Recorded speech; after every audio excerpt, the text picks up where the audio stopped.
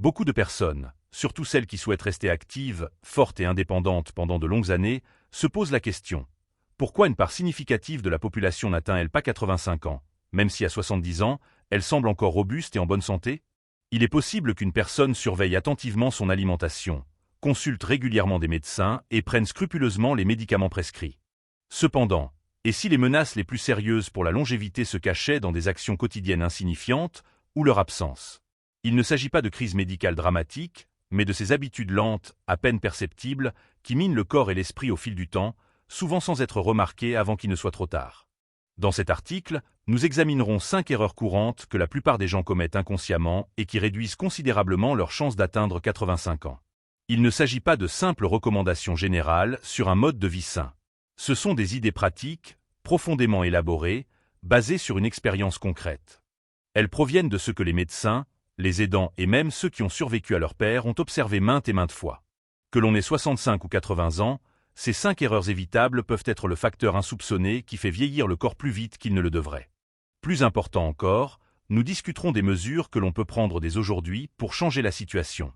Si vous êtes sérieusement déterminé à tirer le meilleur parti de vos années de maturité, à rester mobile, à garder l'esprit clair et à vous réveiller chaque jour avec un sentiment d'utilité, ces recommandations sont conçues pour vous aider. Chaque point vous rapprochera d'une vie qui sera non seulement plus longue, mais aussi meilleure. Nous examinerons 5 raisons clés pour lesquelles la plupart des gens n'atteignent pas 85 ans et comment vous pouvez vous assurer de ne pas en faire partie. Première erreur, la négligence du mouvement quotidien. La première erreur grave que beaucoup de personnes commettent après 65 ans est de croire que seuls les entraînements structurés ont de l'importance. Les séances intenses, la fréquentation de salles de sport à la mode ou les programmes de fitness complexes ne s'intègrent souvent pas harmonieusement dans la vie des personnes âgées. En raison de cette mentalité, de nombreux seniors abandonnent complètement l'activité physique. Pourtant, la vérité est la suivante. Le salut ne se trouve pas à la salle de sport. Ce sont les petits mouvements quotidiens qui maintiennent une personne en vie plus longtemps qu'elle ne peut l'imaginer. Marcher jusqu'à la boîte aux lettres, se pencher pour désherber, prendre de la vaisselle dans un placard, se tenir debout pendant un appel téléphonique. Ces petites actions sont des outils insoupçonnés de l'organisme contre le déclin physique. Quand on cesse de bouger, même un peu moins chaque jour, les muscles perdent progressivement leur tonus. Les articulations deviennent raides et l'équilibre moins stable. Le plus désagréable est que ces changements passent souvent inaperçus jusqu'à une chute ou une fatigue excessive, empêchant même de s'habiller le matin. C'est ainsi que commence le chemin vers la fragilité, non par un coup soudain, mais par un murmure à peine perceptible. Et il ne s'agit pas seulement de déclin physique. Le mouvement est directement lié à la circulation sanguine, à l'activité cérébrale et même à la santé émotionnelle. Quand on bouge, le sang afflue activement vers le cerveau, produisant des neurotransmetteurs qui améliorent l'humeur. Les poumons s'étirent, les os se renforcent et le système digestif est stimulé. Mais quand la majeure partie du temps est passé assis, jour après jour, le corps commence lentement, silencieusement et efficacement à se préparer au ralentissement et au déclin. C'est comme si le cerveau décidait « nous ne sommes probablement plus nécessaires » et commençait à ralentir tous les processus. Une étude scientifique significative a montré que le simple fait de se lever et de bouger pendant 3 minutes toutes les demi-heures réduit considérablement la probabilité de décès prématuré de plus de 30%. Il ne s'agit pas de courir ou de soulever des poids, mais de mouvements légers. Malheureusement, la plupart des gens sous-estiment l'importance de cela. L'histoire de Walter, un chauffeur de bus à la retraite de l'Iowa, en est un exemple.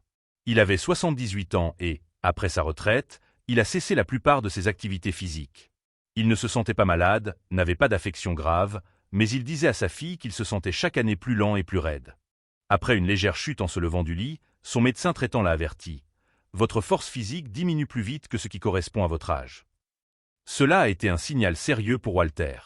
Au lieu d'aller à la salle de sport, il a adopté une autre stratégie. Il a pris l'habitude de ne jamais rester assis plus de 30 minutes sans se lever.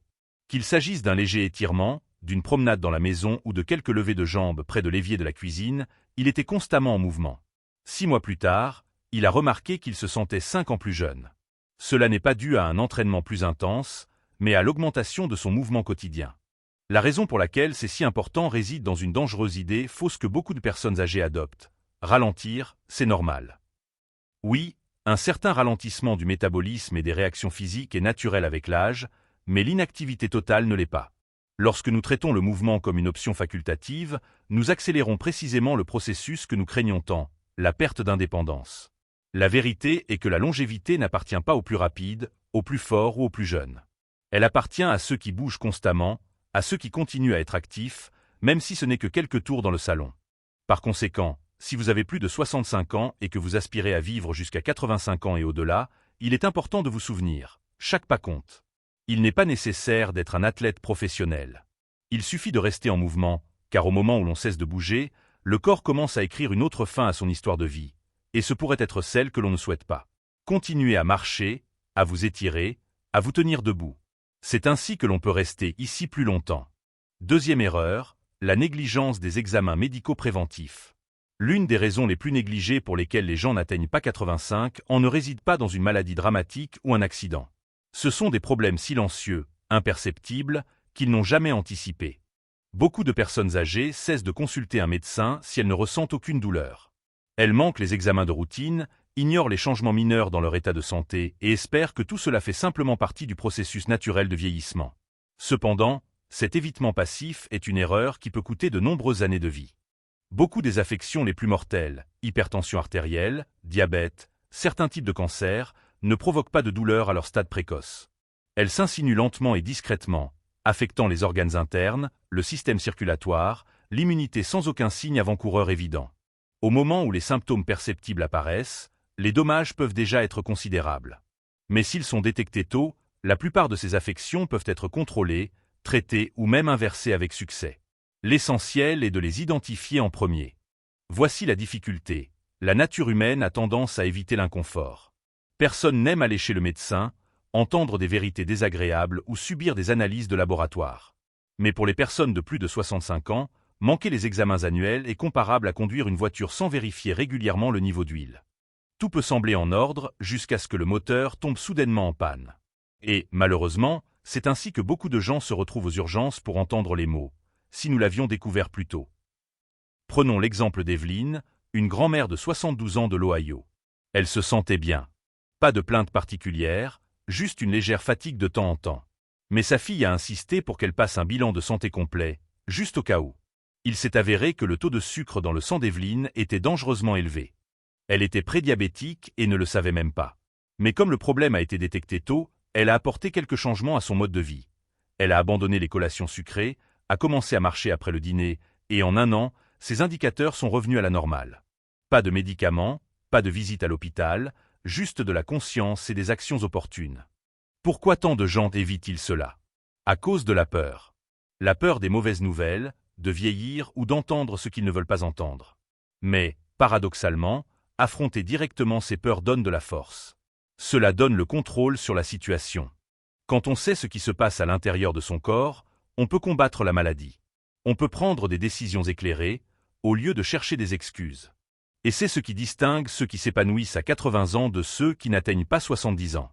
Il existe aussi la fausse croyance que « ce que je ne sais pas ne peut pas me faire de mal ». Mais pour les personnes âgées, c'est le contraire qui est vrai. Ce que vous ne savez pas, c'est précisément ce qui peut vous détruire. Pensez au dépistage, comme la coloscopie, la mammographie, la vérification de la tension artérielle, l'examen de la prostate. Ils ne sont pas seulement destinés à détecter des maladies. Ils sont conçus pour protéger votre avenir. Ils sont comme des garde-fous sur une route sinueuse, qui vous soutiennent même lorsque vous ne voyez pas ce qui vous attend. Et n'oublions pas l'aspect émotionnel. Les examens réguliers ne concernent pas seulement les maladies. Ils concernent la tranquillité d'esprit. Connaître ces indicateurs, avoir un médecin qui comprend ses antécédents médicaux, élaborer un plan pour maintenir sa santé, tout cela donne confiance. Et la confiance mène à de meilleures habitudes, un sommeil de meilleure qualité, moins de stress. C'est un effet domino. Troisième erreur, l'isolement des autres. L'un des facteurs les plus insidieux qui raccourcissent la vie à un âge avancé n'est pas une maladie cardiovasculaire ou un cancer, mais la solitude. On en parle rarement ouvertement, mais l'isolement social représente un risque pour la santé aussi grave que le tabagisme, l'hypertension artérielle ou l'obésité.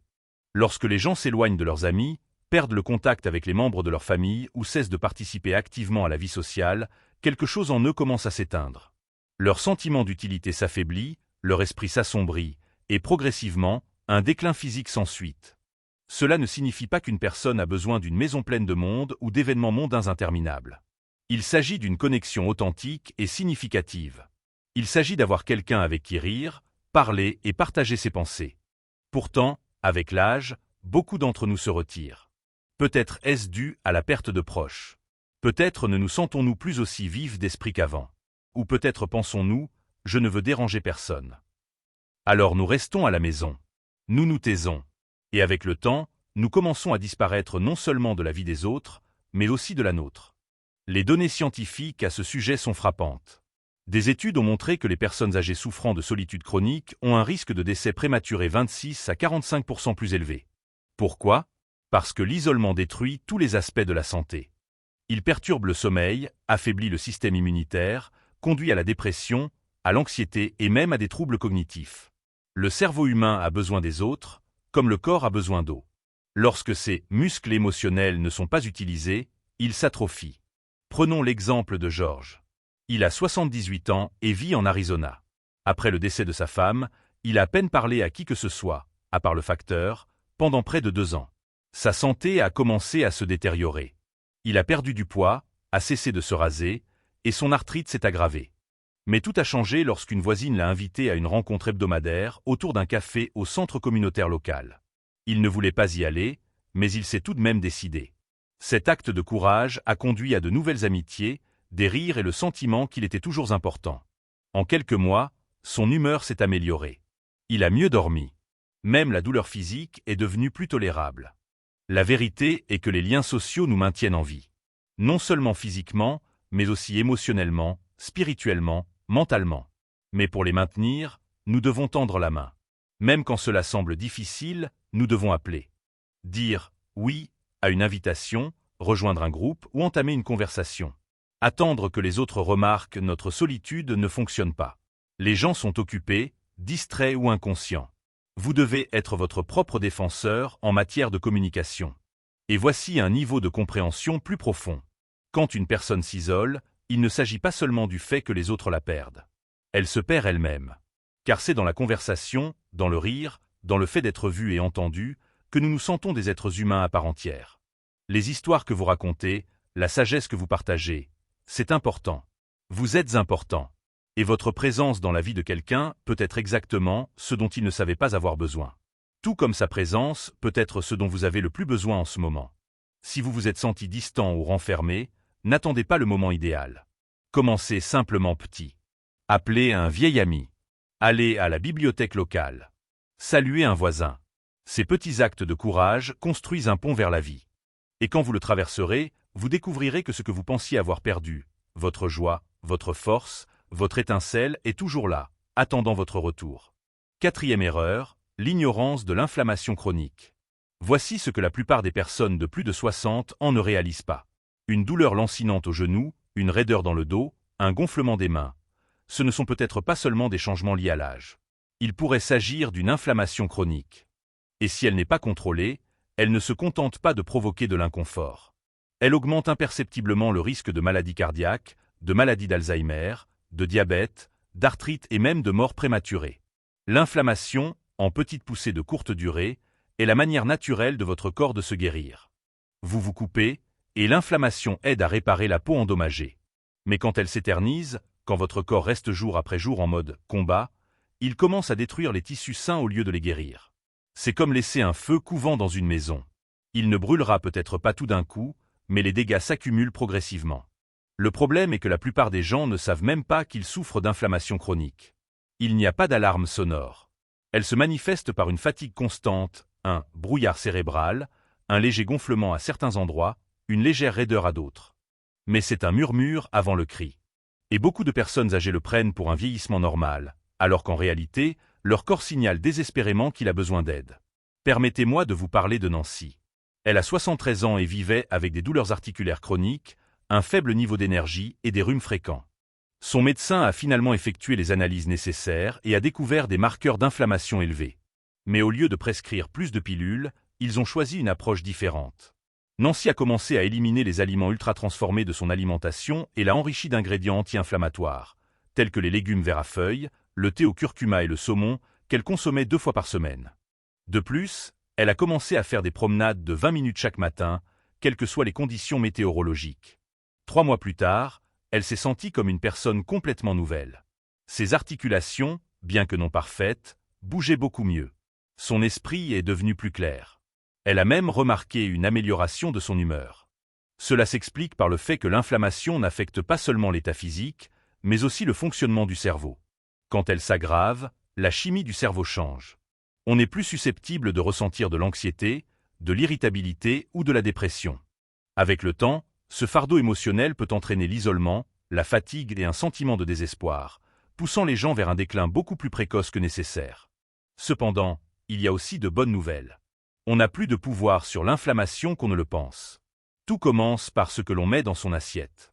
Les collations sucrées, les aliments frits, les viandes transformées. Tout cela alimente le processus inflammatoire.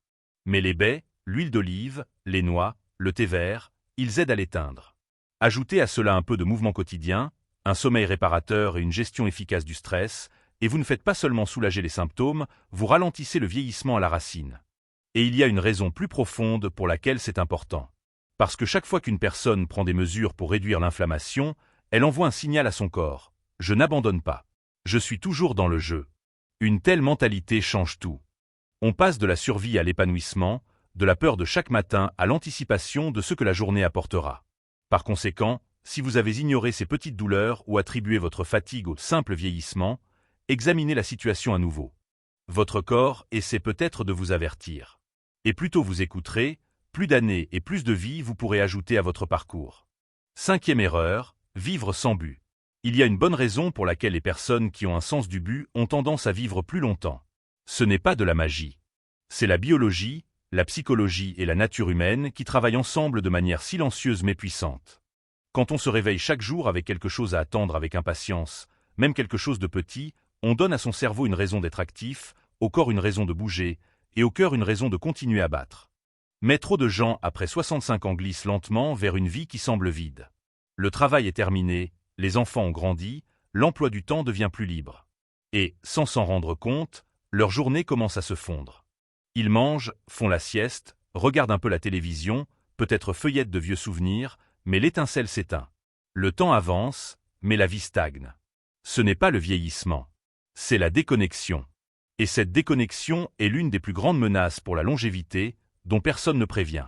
Le but n'est pas nécessairement d'accomplir de grandes choses ou de créer sa propre entreprise. Cela peut être aussi simple que de s'occuper d'un jardin, d'aider un voisin, d'apprendre quelque chose de nouveau ou d'être quelqu'un sur qui vos petits-enfants peuvent compter. Le but est ce qui pousse une personne vers l'avant. Il crée une structure, un sens et un rythme dans ses journées. Et quand les gens le perdent, ils commencent souvent à dépérir non seulement émotionnellement, mais aussi physiquement. Dans les cercles scientifiques, il y a même un nom pour cela, la fragilité existentielle. C'est un état où l'absence de sens commence à affecter négativement la santé. Le système immunitaire s'affaiblit, la motivation diminue. On cesse de chercher des liens sociaux, d'essayer de nouvelles choses et se retire lentement du monde. Et sans cet engagement quotidien, le corps commence à suivre l'esprit. Les muscles s'atrophient, la vivacité d'esprit s'émousse, et la joie devient plus difficile à trouver. Permettez-moi de vous parler de Robert. Il avait 78 ans lorsque sa femme est décédée, et il a dit que c'était comme si quelqu'un avait débranché sa vie. Pendant un certain temps, il a simplement existé, mangeant ce qui était facile à préparer, dormant la majeure partie de la journée et ne se souciant pas de voir qui que ce soit. Mais un jour, sa fille lui a demandé d'aider son petit-fils à apprendre la sculpture sur bois pour un projet scolaire. Robert était autrefois charpentier, et ce seul moment a allumé une petite étincelle. Il a commencé à passer ses après-midi à enseigner des techniques simples à son petit-fils. Puis un garçon du voisinage s'est joint à eux. Ensuite, l'église locale lui a demandé d'animer un atelier le samedi. En 6 mois, Robert a ressenti ce qu'il n'avait pas ressenti depuis des années, de la fierté. Il avait une raison de s'habiller, de sourire, de planifier. Et que croyez-vous? Sa tension artérielle s'est améliorée. Son énergie a augmenté. Et il a dit qu'il se sentait à nouveau vivant. C'est la force du but. Il ne vous fait pas seulement vous sentir mieux. Il vous aide à vivre plus longtemps, et pas seulement en années, mais en qualité. Vous riez davantage, vous construisez des liens qui, à leur tour, renforcent votre cerveau, protègent votre cœur et préviennent la dépression. C'est un effet domino qui commence par une seule question. Qu'est-ce qui donne un sens à ma vie maintenant? Donc, si vous êtes à la retraite, veuf ou si vous avez simplement l'impression que vos meilleurs jours sont derrière vous, arrêtez-vous et reconsidérez. Votre but a peut-être changé. C'est même probable, mais cela ne signifie pas qu'il a disparu. Il peut être caché sous des couches de chagrin, de routine quotidienne ou de peur profondément enracinée, mais il est invariablement présent. Et au moment où l'on tend consciemment la main vers ce but intérieur, son existence semble reprendre un nouveau souffle, elle recommence. Car la véritable longévité ne consiste pas à éviter passivement la fin inévitable, mais à embrasser activement et pleinement la vie sous toutes ses formes, même lorsque son apparence change, devient inhabituelle ou exige une adaptation. C'est dans ces moments, lorsque la vie se présente sous un nouveau jour, que cette acceptation acquiert sa plus grande valeur et son plus grand sens. En conclusion de ces réflexions, la vérité est qu'atteindre un âge avancé, comme 85 ans, n'est pas exclusivement le résultat d'une prédisposition génétique favorable ou d'une chance aveugle. C'est plutôt la conséquence d'un choix conscient, d'une série de décisions quotidiennes simples mais cohérentes qui s'accumulent progressivement, façonnant la trajectoire de la vie. Le décès prématuré de la plupart des gens est rarement dû à une seule erreur grandiose et fatale.